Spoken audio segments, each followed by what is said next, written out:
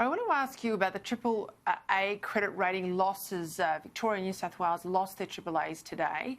Now, I know everyone will say in sort of the back end of the business pages that money is cheap and the RBA is basically begging states to borrow from them.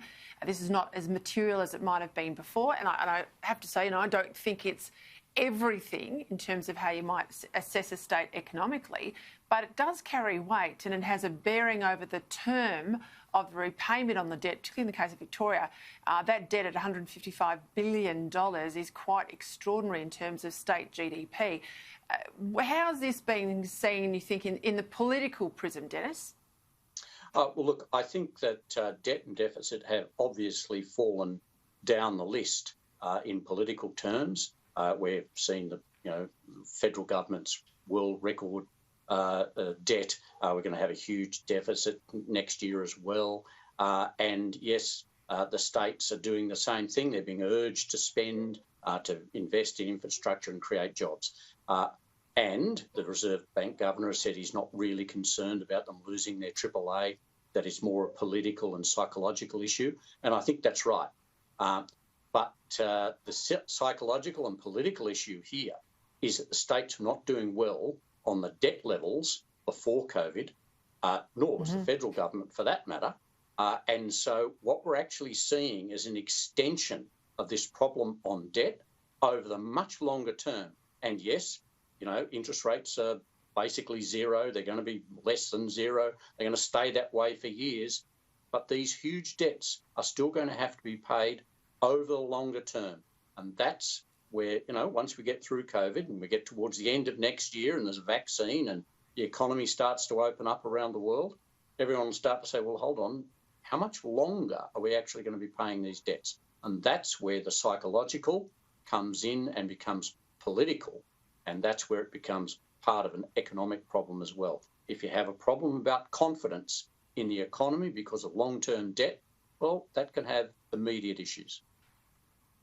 Right, just before we go, it's that time, it's the end of the year, the final parliamentary week. There's likely to be 2 reshuffles on the cards. PM says his will be minor. We don't know where Labor will sit on this. I think Anthony Albanese is probably out to win friends, not make enemies with anything that he might do. How do you see both leaders ending the year, Dennis? Obviously, I think Scott Morrison's ended on a high compared to where he started. His team has performed well. He is confident and he feels that he can rely on the team as it's come. And look, there's been some pretty tough questions answered by some ministers in the last couple of weeks. Thing of Stuart Robert on robo-debt, very bad mistake by the government, and yet he's actually done well. But there are problems for the government, and we saw last week Scott Morrison had to intervene on a major defence issue on the Brereton report, and on foreign affairs he had to come in at the top level about the Chinese tweet.